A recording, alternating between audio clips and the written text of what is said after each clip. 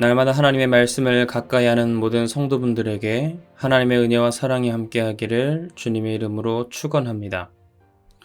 오늘 우리에게 주시는 하나님의 말씀은 로마서 13장 1절에서 2절까지의 말씀입니다.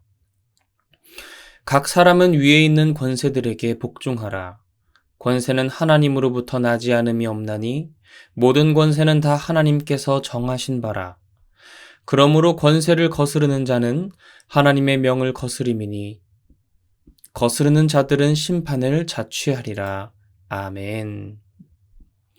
지난 시간 우리는 그리스도인의 사회생활에 대해서 함께 나누었습니다. 하나님께서 원수와 같았던 우리를 사랑하심으로 십자가를 통해 우리를 구원하셨음을 잊지 않고 우리 또한 우리의 원수와 같은 자들을 용서하고 사랑해야 함을 함께 나누었지요. 내가 심판주가 되려는 마음을 내려놓고 원수가 연약하고 힘겨울 때 그를 도움으로 말미암아 선으로 악을 이겨야 하는 것을 함께 나누었는데요. 오늘은 로마서 13장부터는 국가 권세에 대한 성도의 바른 자세가 무엇인지가 나오게 됩니다.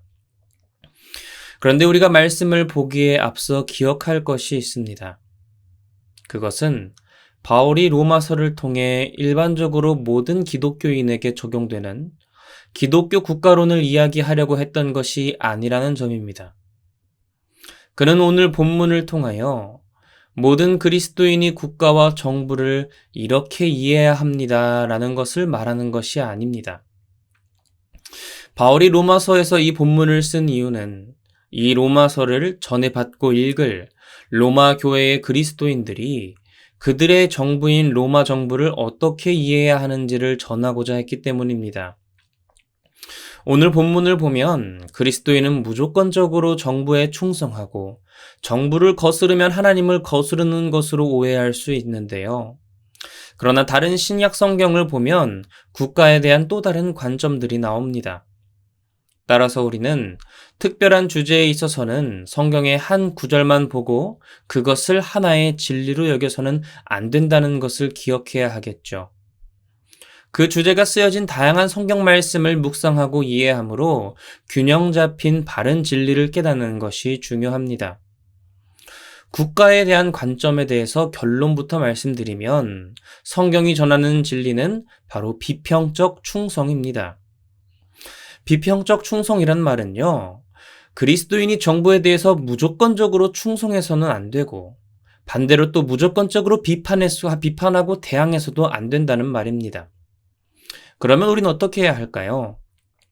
바로 성경을 올바르게 알고 묵상함으로 말미암아 하나님의 뜻을 바로 알고 정부가 하나님의 뜻인 정의와 공의에 반대되는 행동을 할 때는 건전한 비평을 하고 목소리를 낼 수 있어야 한다는 점에서 비평적, 그리고 또한 그렇게 정부가 열심히 질서를 위해 하나님 나라의 법칙을 위해 일할 때 그 정부를 하나님이 세운 권세로 인정하고 열심히 돕고 따라야 한다는 점에서 복종, 그래서 비평적 복종, 비평적인 충성이라는 개념이 바로 성경이 말하는 개념입니다.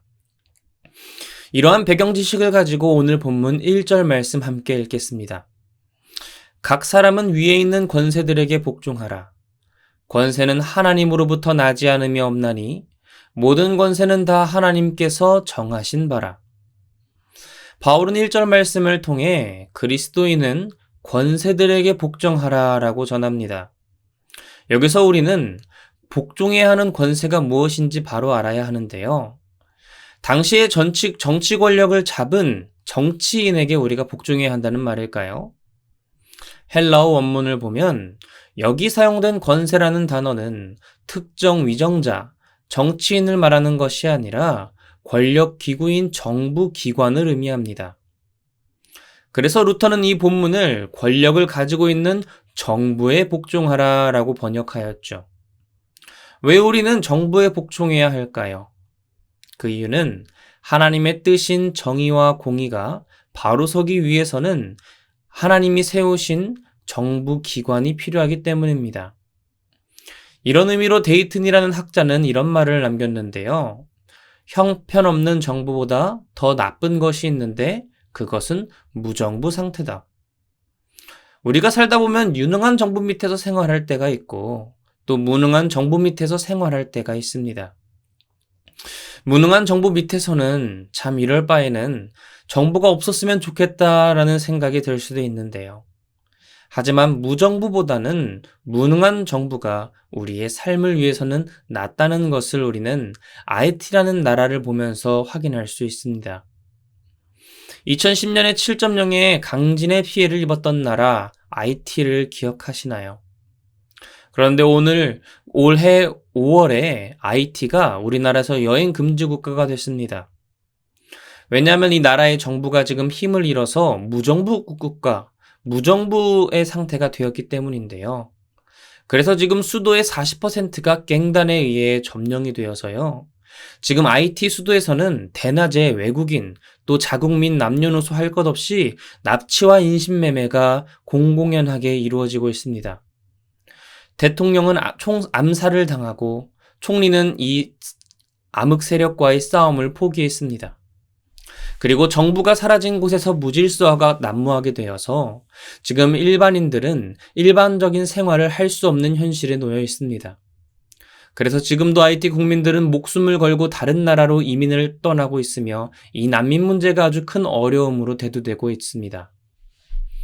IT의 모습을 보면서 참 안타깝기도 하고 그들을 위해 기도하게 되기도 하지만 한편으로는 권력을 가진 정부가 얼마나 우리에게 소중한지 깨닫게 됩니다.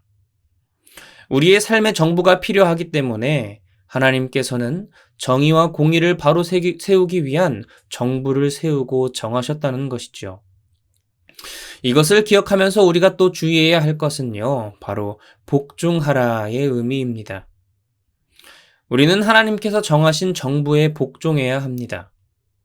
그런데 여기서 쓰인 복종하라의 이 의미는 우리가 단순히 생각할 때 순종하라는 뜻으로 생각할 수 있는데요. 그러나 원어적인 의미로 보면 여기서 복종하라는 단어는 그냥 이 세상 권력에 복종하고 순종하라는 뜻이 아니라 세상 질서 안에서 하나님의 법을 따르라는 의미가 있습니다. 그러니까 비록 하나님이 세우신 정부와 권세이지만 그 정부가 하나님의 뜻인 정의와 공의를 바로 세우지 못하고 너무나 악한 행동을 자처하는 정부라면 우리는 비판의 목소리를 내야 하고 악한 정부를 결코 지지해서는 안 된다는 말씀이지요. 제가 청소년 아이들을 상대로 사역을 할 때 부모님의 말씀에 순종하라는 성경의 가르침을 전할 때가 있었습니다. 그런데 하루는 이 어떤 자녀가 저에게 이런 질문을 하는 것이죠. 그때 그 당시 전도사님이었는데, 전도사님이 부모님 말씀에 순종하라고 하셨는데, 하나님이 세우신 권세이기 때문에 순종하라고 하셨는데, 저희 부모님이 이번 여름 수련회를 가지 말라고 합니다. 저는 부모님의 권세에 순종해서 여름 수련회를 가면 안 되는 것이 옳습니까? 이렇게 질문을 하더라고요. 이런 질문에, 그럼 부모님이 그렇게 말씀하시면 오면 안 되지? 라고 하는 게 옳은 답변일까요? 아니면 부모님 몰래 어디 여행 간다고 하고 부모님한테 아니면 부모님 몰래 그냥 먼저 교회로 몰래 와버려. 이렇게 답변하는 것이 옳겠습니까? 올바른 답변은 부모님께 일단 여름 수련회 너무나 꼭 가고 싶다고 간곡하게 부탁을 해보고 그래도 정 안 되면 다음 기회를 도모하는 것이 옳겠다라는 것이 적절한 답변일 것입니다. 이 상황과 마찬가지로 하나님이 세우신 정부가 하나님의 뜻과 반대되는 경우가 있을 수 있습니다. 이런 상황에서 무조건적으로 정부를 따르는 것이 아니라 세상 질서 안에서 하나님의 뜻을 선포하고 올바른 비평의 소리를 내는 것. 그것이 오늘 본문이 말하는 올바른 복종하라라는 원래의 뜻이라는 것이지요. 앞선 사례와는 다르게 정부 권력은 부모님의 경우와는 좀 다르기 때문에 우리는 하나님의 정의와 공의에 반하는 정부에 대해서는 더욱 강력하게 비판의 목소리를 낼 필요성이 있다는 것이죠. 이어서 2절 말씀입니다. 그러므로 권세를 거스르는 자는 하나님의 명을 거스림이니 거스르는 자들은 심판을 자취하리라. 앞서 말씀을 통해서 이제 2절 말씀을 보면요. 우리는 이 말씀의 원뜻을 올바르게 알 수 있습니다. 그러니까 우리는 사회 질서를 유지하고 정의를 세우기 위해 존재하는 국가 권위를 존중하고 올바른 의미의 복종을 해야 한다는 것이죠. 이런 관점에서 올바른 정부에 대한 계속되는 불복종은 결국 이 권위를 부여하신 하나님에 대한 도전이 될 수 있습니다. 그리고 하나님이 세우신 권세에 대한 도전은 우리에게 큰 어려움과 심판으로 돌아올 수 있음을 바울은 전하고 있는 것이죠. 사랑하는 성도 여러분, 성경 말씀은요, 세상의 권세를 하나님이 세우셨다고 전합니다. 그리고 우리는 하나님의 뜻에 따라 정의와 공의를 유지하는 올바른 정부를 따르고 지지해야 한다고 말씀합니다. 이 말씀을 기억할 때 우리는요, 먼저 특정 정치인을 또는 정치 정당을 무조건적으로 지지하고 그들에게 선동되어서는 안 됩니다. 어떤 정치인도 어떤 정당도 올바른 길을 가다가도 결국 금방 자칫 잘못하면 잘못된 길로 들어설 수 있기 때문이죠. 역사적으로 볼 때 돈과 권력이 있는 곳에는 반드시 부패와 타락이 따라왔습니다. 그것을 기억할 때 그리스도인이 가져야 하는 국가에 대한 올바른 관점은 세상 질서 안에서 세상의 뜻이 아닌 하나님의 뜻을 따른다는 것이죠.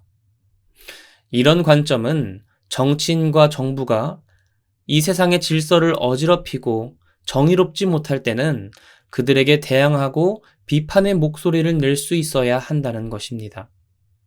내가 특정 정당의 지지자, 특정 정치인의 지지자가 아닌 하나님 나라의 백성 되어 하나님 나라의 지지자, 하나님 나라의 법칙인 정의와 공의를 올바르게 세우는 그러한 정부를 지지하고 그런 정부가 잘못된 길을 갈 때는 쓴소리도 낼 수 있는 비평적 충성을 가진 건강한 그리스도인이 되어야 하는 것을 우리는 기억해야 하겠지요.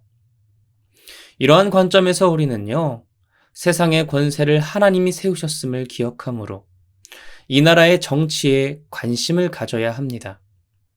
하나님이 이 나라에 허락하신 민주주의 체제는 이 나라의 정부의 위정자를 국민의 손으로 뽑는 방식입니다. 하나님이 세우신 이 정부의 통치자를 뽑는 권한이 이 나라의 국민된 우리 한 사람 한 사람에게 있다는 것이죠. 그렇다면 우리는 특정 정치인과 정당의 지지자가 되어 그들의 소리에 선동되는 자들이 아니라 하나님 나라의 백성으로서 하나님 나라의 법칙을 올바르게 세우는 정당이 어떤 정당인지 날마다 확인하고 또 어떤 정치인인지를 지혜롭게 분별하여서 어떤 때는 여당을 지지할 수 있고 어떤 때는 야당을 지지할 수 있는 것이죠. 하지만 그 권세를 존중하고 기도할 수 있는 건강한 그리스도인이 되어야 합니다. 하나님 나라의 백성 되어 하나님 나라의 법칙을 가진 올바른 정치인과 정부를 우리의 손으로 건강하게 세워나가는 거룩한 그리스도인이 되기를, 그런 올바른 자들이 되기를, 저와 여러분이 되길 주님의 이름으로 축원합니다. 제가 기도함으로 하나님 앞에 나아가겠습니다. 할렐루야, 은혜와 사랑이 많으신 하나님, 오늘도 복된 새 하루를 허락하시고 말씀 가운데 주님 앞에 나아가게 하시니 감사드립니다. 오늘은 특별히 그리스도인이 국가를 올바르게 이해하고 그 정부를 대해야 하는 자세에 대해서 함께 나누었습니다. 말씀은 무조건적으로 충성하는 것, 무조건적으로 비판하는 것이 아닌 하나님 나라의 관점으로 올바르게 비평적인 충성을 가져야 함을 우리는 기억하였습니다. 특정 정당의 지지자, 특정 정치인의 지지자가 아닌 하나님 나라의 지지자, 하나님을 올바르게 알고 예배하는 예배자 되어 이 땅 가운데 하나님 나라의 정의와 공의를 올바르게 세우는 정치인과 정부를 지지하고 응원하고 충성하는 하나님의 말씀대로 나아가는 올바른 하나님 나라의 백성 될 수 있도록 하나님 붙들고 인도하여 주시옵소서. 날마다 주께 가까이 나아가기 원합니다. 감사드리며 이 모든 것 살아계신 예수 그리스도의 이름으로 기도드립니다. 아멘.